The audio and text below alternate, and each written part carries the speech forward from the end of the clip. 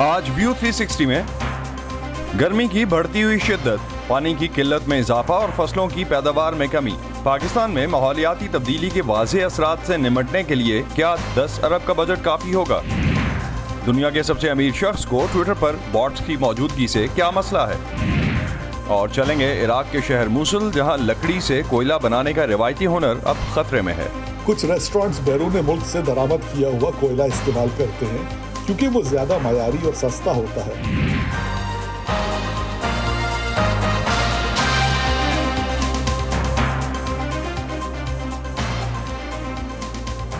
Voice of America के Washington studio से आप सबको खुशामदीद। आप देख रहे हैं प्रोग्राम व्यू 360 और मैं हूं असदुल्लाह खालिद। पाकिस्तान के बहुत से इलाकों में औसत सालाना दर्जा हरारत 38 डिग्री सेंटीग्रेड तक भी रिकॉर्ड किया जाता है।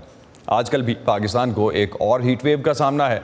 हाल ही में वर्ल्ड बैंक और एशियन डेवलपमेंट बैंक ने पाकिस्तान के दर्जा हरारत में अगले 20 साल में 2.5 डिग्री सेंटीग्रेड तक इजाफे का खदशा जाहिर किया है, जिससे पाकिस्तान को सालाना $3.5 अरब का नुकसान हो सकता है। मौजूदा शदीद गर्मी की लहर और माहौलियाती तब्दीलियों से पाकिस्तान में गंदम के वक्त से पहले पक कर तैयार हो जाने की वजह से इसके वज़न में 6% तक कमी रिकॉर्ड की गई है। पाकिस्तान पहले ही मुकामी तलब को पूरा करने के लिए अनाज दरामद करता है और मौजूदा मौसमियाती तब्दीलियाँ इस पर मज़ीद बोझ डाल रही हैं। इस साल की बजट तजावीज़ में डैम बनाने और पुराने डैम्स पर काम मुकम्मल करने के लिए हुकूमत ने 100 अरब रुपए की रकम मुख्तस की है, जबकि माहौलियाती तब्दीलियों से निमटने के लिए 10 अरब रुपए रखे गए हैं। लेकिन माहिरीन 95 खरब के बजट में इतनी कम रकम इस शोबे के लिए रखने पर मुतमईन नज़र नहीं आते। और बात सिर्फ अनाज ही की नहीं है। बागात के मालिकान समझते हैं कि इस साल गैर मुतवक्के गर्मी की लहर और हुकूमत की जानिब से बरवक्त रहनुमाई ना मिलने से पाकिस्तान समेत दुनिया भर में पाकिस्तानी आमों के शौकीन अफराद को ये आम कदरे कम खाने को मिलेंगे। मुल्तान से ज़ियाउर रहमान की रिपोर्ट। फटे ना गर्मी की वजह को लेना ना क्योंकि धूप की शॉट आती है सामने से। सूबा पंजाब के जनूबी अजला में आम उगाने वाले जमींदार इन दिनों पैदावार कम होने के बाइस परेशान हैं। इन्हीं में से एक मोहम्मद मक्की महे हैं, जिनके मुल्तान और रहीम यार खान में आम के बागात हैं, जहां वो 8 मुख्तलिफ अकसाम के आम उगाते हैं। मोहम्मद मक्की अपने बागात का रोजाना दौरा तो करते हैं, लेकिन फल को गर्मी की शिद्दत से बचाना उनके लिए असल इम्तिहान है। मैंगो में इस वक्त फ्लावरिंग पूरी हुई है। जब फ्लावरिंग पूरी हुई है तो उसके बाद ये मौसम के इफेक्ट जो है फ्लावरिंग मैच्योर नहीं हुई। मोस्टली बाग जो है उस सर्दी और गर्मी की लहर की वजह से ख़राब हो गए हैं जी। ये बीमारी एक गधेड़ी। मोहम्मद मक्की और इलाके के दूसरे जमींदार पानी की कमी को भी पैदावार कम होने की वजह समझते हैं। नहरों में इतना पानी नहीं है, बिजली भी अभी महंगी हो गई है, डीजल महंगा हो गया है, और कॉस्ट इतनी है कि अगर मैंने 10 एकड़ सैराब करनी है तो 10 नहीं करूंगा, मैं 5 एकड़ सैराब करूंगा। रहीम यार खान 64% अफेक्टेड है जी। बिल्कुल इसने ग्रोथ नहीं किया, साइज इसका बहुत छोटा रह गया। शायद हमारे भी ऐसे एक्सपीरियंस में ऐसा नहीं होता, हीट वेव इस तरह डैमेज नहीं करती, तो शायद ओवरऑल क्लाइमेट चेंज की वजह से मतलब थिंग्स आर गेटिंग वर्स्ट। बागों को ठेके पर लेने वाले भी कम पैदावार के बाइस परेशानी का शिकार हैं। गुलाम अहमद अपने वालिद के हमरा गुज़िश्ता 35 सालों से आमों के बागात ठेके पर ले रहे हैं। रवां साल उन्हें अखराजात ज़्यादा और बचत कम होने की फ़िक्र है। 50 लाख का हमने बाग लिया है, उसमें से तकरीबन कोई 20 से 25 लाख भी बच जाते थे, 15 लाख भी बच जाते थे। लेकिन अब अखराजात बहुत ज़्यादा हो गए हैं। अब बिल्कुल कोई 2-3 लाख, 4 लाख, 5 लाख ऐसे बचता है। पाकिस्तान में फलों की पैदावार में आम दूसरे नंबर पर आता है। सूबा पंजाब के जनूबी अजला आम की पैदावार के लिए मशहूर हैं। मौसमियाती तब्दीलियों के बायस आम की फसल बतदरीज कम हो रही है। माहौलियाती तब्दीलियों को मद्देनजर रखते हुए इस पर तहकीक की ज़रूरत है, ताकि ज़मींदारों की बेहतर रहनुमाई की जा सके। आम पर तहकीक करने वाले इदारे के मुताबिक इससे कबल भी मौसमी हालात फसल पर असरअंदाज होते रहते हैं, लेकिन इस साल मार्च के महीने में दर्जा हरारत 40 से 42 के दरमियान रहा, जो अमूमन 28 सेंटीग्रेड से 30 सेंटीग्रेड तक रहता है। नतीजा ये हुआ कि दरख्तों पर लगने वाला फूल फल में ना बदल सका। सेट पैटर्न ये है कि फरवरी के अंदर हम एक दफ़ा पानी लगाते हैं तो मार्च में आमतौर पे पानी की ज़रूरत नहीं होती, लेकिन इस दफ़ा जब अचानक वो हीट वेव आई तो उस वक्त नहरें बंद थी, तो इरिगेशन मुमकिन नहीं थी, और फिर बेतहाशा लोड शेडिंग हो रही थी, वो ट्यूबवेल से भी पानी नहीं दिया जा सकता था। आम की पैदावार कम होने के बायस इसकी बरामदात और इसी तरह मसनूआत कम होने का खदशा है। सिंध की क्रॉप भी काफ़ी इफेक्ट हुई है और वहाँ से भी बल्कि उनका सिंधड़ी पंजाब के सिंधड़ी से ज़्यादा मुतासर हुआ है। वो हीट वेव से कम मुतासर हुआ है, वो पानी की कमी से ज़्यादा मुतासर हुआ है। इसमें तो मुझे कोई शक नहीं कि एक्सपोर्ट पिछले साल के बराबर मुमकिन नहीं है। जिस किस्म की क्रॉप है शायद पहले से 20-25% कम होगी। हमारी कैपेसिटी है 200 टन पर आवर, अभी मैं चला रहा हूँ तकरीबन 80 टन के ऊपर। मैंगो रिसर्च इंस्टीट्यूट जो है ना, अगर इसके ऊपर पहले फार्मर को इन्फॉर्म कर दिया जाता ये हीट वेव आ रही है और ये अगर आप जो है ना प्रिवेंटिव मेजर ले लेंगे तो आपका फ्रूट बच जाएगा, लेकिन 60 to 65% क्रॉप अब गिर गई है। बागबान शिकवा करते हैं कि गर्मी की गैर मुतवक्को लहर के बायस मैंगो रिसर्च इंस्टीट्यूट ने उनकी पेश की कोई रहनुमाई नहीं की। अगर ऐसा हो जाता तो फसल का नुकसान कम हो सकता था। Ziaur Rahman, voice of America, Multan. सरकारी आदादोशुमार के मुताबिक पाकिस्तान के आबी ज़खायर में 40% तक कमी हुई है। एक ऐसे वक्त में जब पाकिस्तान के सबसे बड़े डैम तरबेला में पानी कम तरीन सतह पर पहुँच गया है, हुकूमत ने बजट में 100 अरब रुपए से द्यामीर भाषा डैम और मोहम्मद डैम को जल्द मुकम्मल करने के अलावा नए डैम्स बनाने का भी ऐलान किया है। मज़ीद जानते हैं अली फुरकान की इस रिपोर्ट में। पाकिस्तान को इन दिनों पानी की शदीद कमी का सामना है। इस कमी के बायस डैमों में पानी के ज़खायर कम तरीन सतह तक पहुँच चुके हैं।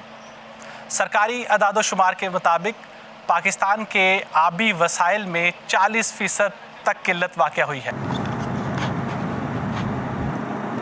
हमारे मुल्क में पानी आता है 3 माह के लिए, बाकी हमें चाहिए एक 3 माह का जो पानी है जो कि यूजुअली जुलाई से सितंबर तक फ्लोज आते हैं और हमें उनको स्टोर करना है, हमें उनको लेके आगे प्लान करना है। अगर हमारे पास स्टोरेजेस प्रॉपर हो तो शायद ये जो चेंजेस आ रही है हाइड्रोलॉजिकल और क्लाइमेटिक ये हम पे उतना इफेक्ट ना करें। अब चूँकि हमारे पास स्टोरेजेस कोई नहीं है, वो ज़रा भी चेंज आती है तो वो हमारे रेजरवायर पे फौरी इम्पैक्ट आ जाता है। अगर जैसे आजकल हमारे पास ऑलमोस्ट 3 डेज़ का है जो रेजरवायर स्टोरेज, जो कि बाकी मुल्कों को कंपेयर करें अमेरिका के साथ या डेवलप कंट्री के साथ, तो वहाँ बाज़ों के पास 90 डेज़ भी है और बाज़ों के पास 180 डेज़ का भी ज़ख़ीरा है। तो कहाँ 90 डेज़, कहाँ 3-4 डेज़। पाकिस्तान में पानी ज़ख़ीरा करने का सबसे बड़ा ज़रिया तरबेला डैम है। तरबेला डैम का ज़्यादातर दारोमदार ग्लेशियर से आने वाले पानी पर है। पानी के हवाले से इस वक्त तक हमें जो शॉर्टफॉल है वो कोई 15,000 क्यूसिक्स है। मतलब हमारा जो इस वक्त रिक्वायरमेंट थी वो कोई 92,000 थी, but we are getting about 80 और 78 और 77 दीज डेज़। तो इसका इफेक्ट तो इरिगेशन पे है, इसमें कोई शक नहीं है, लेकिन ये ह्यूमन कंट्रोल से बाहर है। We are again dependent on melting of glaciers. जैसे टेम्परेचर राइज करेगा पीछे हमारे कैचमेंट एरिया में तो flows will get better and we are hoping for the same. को पिछले एक हफ्ते से ट्रेंड बेहतर हुआ है। मौसमियाती तब्दीलियों के हवाले से और ओवरऑल जो इस वक्त इम्पैक्ट पाकिस्तान पे आ रहा है हीट वेव के अलावा भी, अगर हम पानी के रिजर्वॉयर्स देखें तो काफ़ी हद तक कम हो रहे हैं। डॉक्टर आबिद सलहरी इस वक्त हमें ज्वाइन कर रहे हैं, sustainable development policy institute SDPI के एग्जीक्यूटिव डायरेक्टर हैं। आबिद, पानी की कमी के मसले को हल करने की जो कोशिशें हो रही हैं इस बजट में, इसके लिए जो रकम मुख्तस की गई है ख़ास तौर पे, क्या वो काफ़ी है? देखिए, रकम से पहले हमें ये देखना होगा कि क्या हमारे पास प्लान है। प्लान होगा तो फिर आप उस पर रकम लगा सकेंगे। हमने एक नेशनल वाटर पॉलिसी तो गवर्नमेंट ने 2018 में बनाई थी, लेकिन उसके बाद उस पर कोई अमल दरामद नहीं हो सका। पाकिस्तान में जो पानी का इशू है, एक तो ये इशू है कि पानी जो है वो नापैद होता जा रहा है, उसकी अदम दस्तयाबी, लेकिन दूसरा ये भी है कि जो पानी हमारे पास है हम उसको बहुत बेहतरीन तरीके से इस्तेमाल कर रहे हैं। और ये जो इनडिस्क्रिमिनेट यूज़ है ये भी उतना ही पानी के फ्यूचर स्केर्सिटी में वो बन रहा है, मौजूद बन रहा है, जितना कि पानी का ना होना और मौसमियाती तब्दीली। पाकिस्तान उन चंद ममालिक में से है यहाँ पे अभी भी आप फ्लड इरीगेशन करते हैं। 96% जो हमारा अवेलेबल फ्रेश वाटर है वो ज़राअत के लिए चाहिए हमें, और ज़राअत में हम सबसे ज़्यादा इनएफिशिएंट है इरीगेशन में। आज भी हम फ्लड इरीगेशन के ज़रिए अपनी फसलों को सैराब करने की कोशिश करते हैं। जो पीने का पानी है, पीने के पानी में जो इशू आ रहा है वो होता है कि आपकी लाइन्स इतनी वो हैं, बोसीदा हैं शहरी इलाकों में, कि पानी में कंटामिनेशन होती है। यानी आप साफ़ पानी भी अगर प्रोवाइड कर रहे हैं तो वो जब तक आपके घर तक पहुंचता है, सार्फिन के घर तक, तब तक वो कंटेमिनेट हो चुका होता है, लिहाजा टैप वाटर जो है वो पीने के लिए काबिल नहीं है। फिर जो ग्राउंड वाटर एक्सट्रैक्शन की जो पॉलिसी है कि जिसका जी चाहे वो जहाँ मर्जी ट्यूबवेल लगा सकता है, उसकी वजह से भी पानी की अवेलेबिलिटी को बड़ा नुकसान पहुंचा है। होता यह है कि मैं एक जगह पे ड्रिल करता हूँ और अगर वहाँ पे पानी की क्वालिटी ठीक नहीं तो मैं दूसरी जगह कर लेता हूँ, लेकिन उस पर सारे प्रोसीजर में जो ज़मीन की रॉक्स हैं जो कि साफ पानी को, मीठे पानी को और खारे पानी को लदा रखती हैं, मैं उसको तोड़ चुका होता हूँ और उस तोड़ने के अमल के दौरान में मैं पानी को मिक्स कर देता हूँ, मीठा और खारा पानी, जो कि सारे के सारे वाटर टेबल को नुकसान पहुँचा रहा होता है। राइट। आबिद, एक चीज़ आपने 2018 का जो खास तौर पे जिक्र किया कि 2018 में जो पॉलिसी बनी, वाटर पॉलिसी जो बनी, क्या उस पे सबका इत्तेफाक है कि वो एक ऐसी पॉलिसी है जिस पे अमल होना भी चाहिए और उससे मसले हल हो सकते हैं, और कहाँ तक इम्प्लीमेंटेशन हुई है उस पर? देखिए, वो पॉलिसी जो थी वो बहुत अच्छे आबी माहिरीन और प्लानर्स की कंसल्टेशन में बनी थी। पाकिस्तान में पॉलिसीज़ का कोई फुकदान नहीं, लेकिन वो पॉलिसी बनने के बाद गवर्नमेंट चेंज हो गई और हमने देखा कि वो पॉलिसी बैक बर्नर पे चली गई। पिछली हुकूमत जो थी उनका एक फोकस था जो कि बजा तौर पे फॉरेस्ट्री की तरफ था, फॉरेस्टेशन पे उन्होंने बहुत काम किया जो पूरी दुनिया में रिकग्नाइज होता है, लेकिन वाटर पॉलिसी पे अमलन उस पर कोई काम नहीं हो सका। मौजूदा जो गर्मी की लहर है इस वक्त, जो शदीद गर्मी की लहर है जो पाकिस्तान को मुतासर कर रही है, फसलों की पैदावार जिस तरह हम अभी मेंशन कर रहे थे आप भी, कि ज़राअत और पीने के पानी की किल्लत होती जा रही है, तो क्या इसके लिए कोई ऐसे मंसूबे हैं जो इस मसले को मुस्तकबिल करीब में हल कर सकें? मुझे नहीं लगता कि अभी हमने as a whole of government इस पर सोचना शुरू किया है। बदकिस्मती से हो यह रहा है कि इस तरह के बहुत से सेक्टर्स जो हैं वो 18वीं तरमीम के बाद जो आइन में हुई थी वो बन गए हैं अब सूबाई हुकूमत का मैंडेट, और वफाक और सूबों के दरमियान और सूबे और ज़िले हुकूमतों के दरमियान वो जो एक फासला है पॉलिसी मेकर्स के दरमियान, जो बातचीत का ना होना, फंड्स का एक जगह से दूसरी जगह पे ट्रांसफ़र होना, उसकी वजह से इस पर कहीं भी हॉलिस्टिक काम होता हुआ मुझे नज़र नहीं आ रहा है। यानी आपको थ्योरेटिकली तो जाहिर है कि ये एक ऐसी चीज़ है जिस पे पूरी कौम का इत्तफाक होना चाहिए, तमाम हुकूमती जो अदारे हैं और लेवल ऑफ गवर्नमेंट है उन पर इस पे एक इत्तफाक नज़र आना चाहिए, एक अमल होता नज़र आना चाहिए, लेकिन ऐसा हो नहीं रहा है। मसलन बलूचिस्तान को अगर आप देखें जो कि इस वक्त सबसे ज़्यादा कहर साली का शिकार है, तो वहाँ पे पिछले चंद सालों में वो जो ट्यूबवेल पे सब्सिडी दी गई थी, जिन इलाकों में ग्राउंड वाटर था, वो चूँकि फ्लैट रेट पे ट्यूबवेल को बिल आता था तो वो 24 घंटे ट्यूबवेल चला के वहाँ पे भी अब पानी नायाब हो गया है। तो एक चीज़ आबिद, एक चीज़ द्यामीर भाषा डैम के हवाले से मैं सिर्फ क्लोजिंग नोट्स पे जानना चाहूँगा कि उससे मुतालिक हुकूमत का कहना था कि इससे मुल्क पानी और बिजली में खुद कफील होगा। ये दावा ज़मीनी हक़ाइक़ से कितनी मुताबिकत रखता है? मेरा नहीं ख्याल कि अभी इस पर कोई बहुत ज़्यादा काम हो पाया है। वो उन एरियाज़ में लैंड एक्विजिशन ही सबसे बड़ा प्रॉब्लम बन जाता है, चूँकि वो लैंड पे जो कम्युनिटी की लैंड होती है, शामलात या जिसको बोला जाता है, वहाँ पे ओनरशिप एक्वायर करना लिटिगेशंस को बाईपास करके ये कोई आसान काम नहीं है। हुकूमत ने इस दफ़ा भी जो उसमें पैसे जो एलोकेट किए हैं डैम्स की कंस्ट्रक्शन के लिए, वो एक लॉन्ग टर्म प्रोसेस है, और कोई भी सियासी हुकूमत जिसकी के ज़िंदगी जो है वो 3-4 साल से ज़्यादा पाकिस्तान में नहीं होती है, वो लॉन्ग टर्म प्रोजेक्ट्स पे अपना पूरा फोकस बदकिस्मती से नहीं रख पाती। तो लॉन्ग टर्म प्रोजेक्ट्स जो है वो सबसे बड़ा मसला है। बहुत शुक्रिया डॉक्टर आबिद सलैरी हमसे बात करने का, और ख़ास तौर पे इस वक्त जो सिचुएशन है पाकिस्तान में उसको हमारे लिए डम डाउन करने का।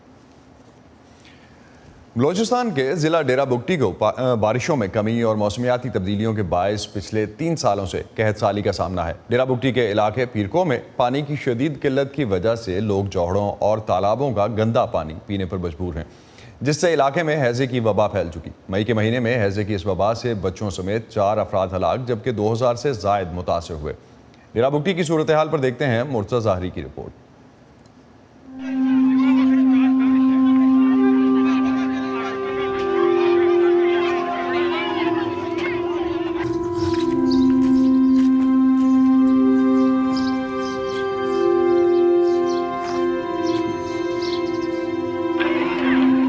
यहाँ पे ज़िला डेरा बुगटी में बारिशें कम हुई हैं। कम बारिशों की होने की वजह से भी ज़ेर ज़मीन जो पानी है वो भी नीचे चला जाता है, اور جو جوہڑ ہیں لوگوں نے بنائے رکھے ہیں صاف پانی پینے کے لیے وہ بھی گندے ہو گئے ہیں، وہ خشک ہو گئے ہیں۔ اب جو پیرکو کا پانی کا سورس ہے، مین سورس ہے، وہ وہاں پہ ڈیرہ بگٹی ہے، اور ڈیرہ بگٹی سے پروجیکٹ منظور ہوتے ہیں لیکن وہ پروجیکٹ مکمل نہیں ہو پا رہے ہیں، جس کی وجہ سے وہاں پہ اس وقت وبا پھیلی ہے گندے پانی کی وجہ سے۔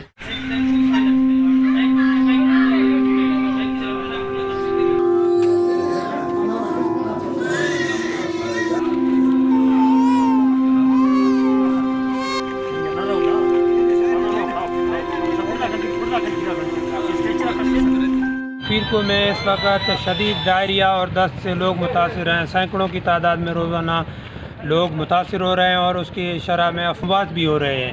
ہم ضلع انتظامیہ اور منتخب نمائندوں سے گزارش کرتے ہیں کہ پیرکو کو آفت زدہ قرار دے کر فلف اور بلوچستان گورنمنٹ کی طرف سے ریلیف دیا جائے۔ لوگ یہاں پینے کے پانی نہ ہونے کی وجہ سے بہت شدید متاثر ہیں۔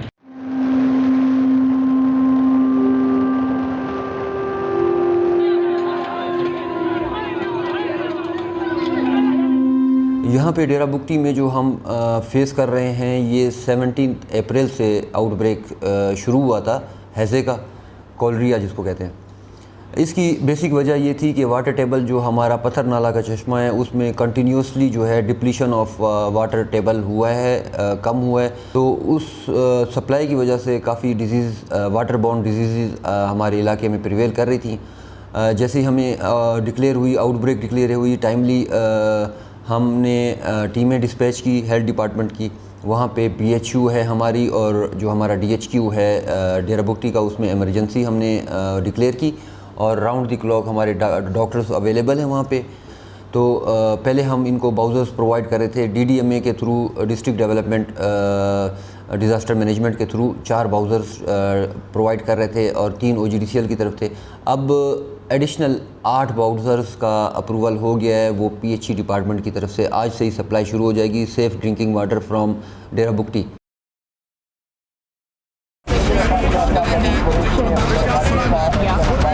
خبروں کے پیچھے نہیں بھاگتے، ہم کہانیاں ڈھونڈتے ہیں، عام لوگوں کی خاص کہانیاں۔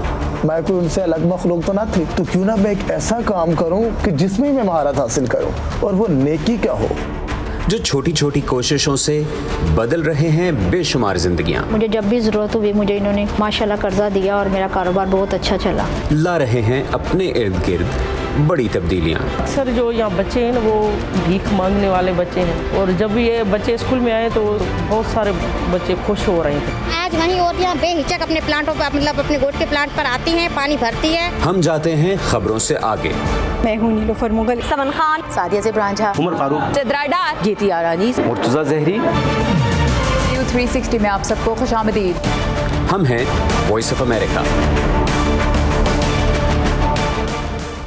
سوشل میڈیا پر کسی بھی اکاؤنٹ کے پیچھے عموماً سمجھا جاتا ہے کہ کوئی انسان تو ہوگا اور کسی ایک شخص کے بہت سے اکاؤنٹ تو ہو سکتے ہیں، لیکن کیا آپ یہ جانتے ہیں کہ سماجی رابطوں کی ویب سائٹ ٹویٹر پر موجود سب اکاؤنٹس انسانوں کے نہیں ہیں؟ ٹویٹر پر موجود بہت سے اکاؤنٹس خصوصی کمپیوٹر پروگرامز کے ذریعے چلائے جاتے ہیں۔ ایلن مسک جو کہ ٹویٹر خریدنا چاہتے ہیں لیکن اپنی ڈیل اس لیے مکمل نہیں کر رہے کیونکہ وہ جاننا چاہتے ہیں کہ ٹویٹر پر موجود باٹس کی اصل تعداد ہے کیا، یہ باٹس ہیں کیا، اور ایلن مسک باٹس کی تعداد کیوں جاننا چاہتے ہیں، جانتے ہیں عائزہ عرفان سے۔ دنیا کے سب سے امیر شخص ایلن مسک اس سال اپریل میں ٹویٹر کو $44 ارب میں خریدنے کی آفر دے چکے ہیں، لیکن اس کے بعد سے وہ کبھی اس آفر کو ہولڈ کرنے کی بات کرتے ہیں، کبھی قیمت کم کرنے کے اشارے دیتے ہیں اور کبھی ڈیل ختم کرنے کی دھمکیاں، اور اعتراض یہ ہے کہ ٹویٹر پر باٹس کی تعداد بہت زیادہ ہے۔ مگر یہ باٹس ہوتے کیا ہیں اور ایلن مسک کو ان سے کیا مسئلہ ہے؟ ٹویٹر پر 30 کروڑ کے قریب اکاؤنٹس ہیں، مگر یہ سب انسانوں کے نہیں ہیں۔ ان میں سے کئی ٹویٹر اکاؤنٹس مشینیں چلا رہی ہیں جنہیں خاص مقاصد کے لیے پروگرام کیا جاتا ہے۔ ایسے اکاؤنٹس کو باٹس کہتے ہیں۔ یہ باٹس ٹویٹر پر انسانوں کی طرح کے کئی کام کر سکتے ہیں، مثلا ٹویٹنگ، ری ٹویٹنگ، پوسٹ لائک کرنا یا کسی دوسرے اکاؤنٹ کو فالو کرنا وغیرہ۔ اب مسئلہ یہ ہے کہ ان میں سے کئی باٹس کو کسی انسان کے اکاؤنٹ کی طرح پیش کر کے فراڈ، پروپیگنڈا، جھوٹی خبریں اور نفرت انگیز مواد پھیلانے کے لیے استعمال کیا جاتا ہے۔ ایسے باٹس اسپیم باٹس کہلاتے ہیں۔ ان کا کتنا اثر ہوتا ہے اس کا اندازہ آپ اس بات سے لگا سکتے ہیں کہ امریکی حکومت نے 2016 کے صدارتی انتخابات کے دوران مس انفارمیشن پھیلانے کے لیے روسی باٹس کے استعمال کی انویسٹیگیشن کی، اور ابھی حال ہی میں آپ نے بھی پاکستان کی مختلف سیاسی پارٹیوں کی جانب سے ایک دوسرے پر ٹویٹر باٹس کے استعمال کے ذریعے غلط معلومات پھیلانے کا الزام سنا ہوگا۔ مگر ٹویٹر پر موجود سب باٹس برے نہیں، بہت سے باٹس معلومات عامہ اور ہلکی پھلکی فن ایکٹیویٹیز کے لیے ڈیزائن کیے جاتے ہیں، جیسے یہ باٹ اکاؤنٹ کسی بھی بلیک اینڈ وائٹ تصویر کو چند سیکنڈز میں رنگین تصویر میں بدل سکتا ہے نا امیزنگ بات۔ ٹویٹر کے سی ای او پراگ اگروال کے مطابق ٹویٹر پر صرف 5% اکاؤنٹ اسپیم باٹس ہیں، جبکہ ایلون کا کہنا ہے کہ یہ تعداد کم از کم 20% ضرور ہے۔ ماہرین کا کہنا ہے کہ دراصل ایلون ٹویٹر پر باٹس کی تعداد معلوم کر کے اندازہ لگانا چاہتے ہیں کہ یہ پلیٹ فارم کتنا منافع بخش ہے۔ کسی بھی سوشل میڈیا پلیٹ فارم پر زیادہ باٹس کا مطلب ہے آمدنی میں کمی، کیونکہ باٹس ان پلیٹ فارمز پر دکھائے جانے والے اشتہارات پر انسانوں کی طرح رسپانس نہیں دیتے، اور یہ اشتہارات ہی کسی بھی سوشل میڈیا پلیٹ فارم کی آمدنی کا بڑا ذریعہ ہیں۔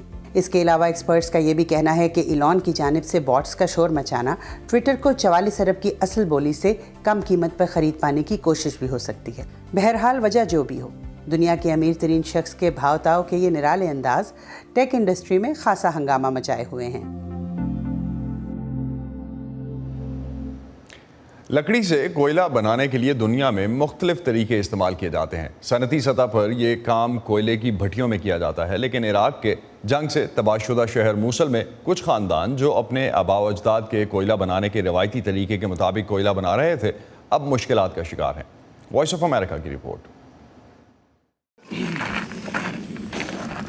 کوئلہ بنانے کا یہ روایتی طریقہ عراقی شہر موصل میں لگ بھگ 200 سال سے رائج ہے۔ اس سادہ طریقے میں مٹی اور ریت سے بنی ایک بند جگہ میں لکڑی کو جلا کر اس میں آکسیجن کی مقدار کو کم اور نمی دور کی جاتی ہے۔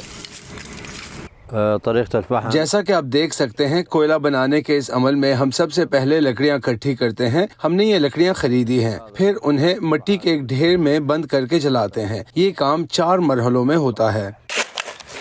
آج کے جدید دور میں یہ طریقہ، جس میں بہت وقت لگتا ہے، اب موصل میں زیادہ مقبول نہیں رہا، لیکن شہر کے کچھ گھرانے جو کوئلہ بنانے والے خاندانوں کے نام سے جانے جاتے ہیں، روزی کمانے کے لیے ابھی تک اسی روایتی طریقے سے کوئلہ بنا رہے ہیں۔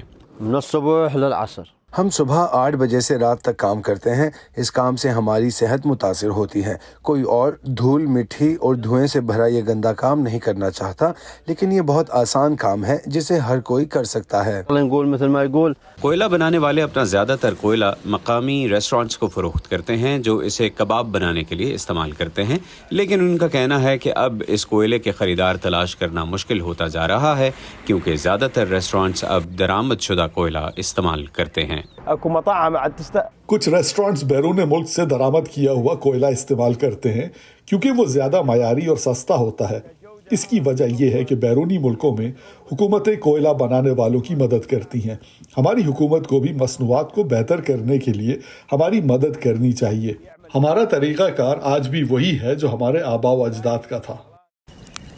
کوئلہ بنانے والے ان خاندانوں کا کہنا ہے کہ موصل میں لکڑی کی قلت سے ان کا کام مزید مشکل تر ہوتا جا رہا ہے۔ وہ کہتے ہیں کہ ان کے لیے سمجھنا مشکل ہے کہ ایک ایسے شہر میں جو پہلے ہی 2017 میں داعش کو نکالنے کی لڑائی کے نتیجے میں بڑے پیمانے پر تباہی اور بے روزگاری سے دوچار ہے، اگر وہ اس روایتی طریقے سے اپنی روزی کمانا جاری نہ رکھ سکیں تو پھر اور کیا کریں؟ کعوہ عمر کے ساتھ محمد عاطف، وائس آف امریکہ۔ اسی پر ختم کرتے ہیں آج کا ویو 360۔ اسٹے سیف، اور پاکستان اور خطے سمیت دنیا بھر کی اہم خبروں اور دلچسپ معلومات کے لیے آپ آ سکتے ہیں ہماری ویب سائٹ urduvoa.com پر۔ یہ سارا کانٹینٹ آپ کو ملے گا ہمارے سوشل میڈیا پلیٹ فارمز پر بھی، facebook.com/VOA Urdu، یوٹیوب پر ہمارا چینل ہے VOA Urdu کے نام سے، اور ٹویٹر انسٹاگرام پر ہمارا ہینڈل ہے @VOA Urdu۔ اب تک کے لیے اتنا ہی۔ اسد اللہ خالد کو اجازت دیجیے، خدا حافظ۔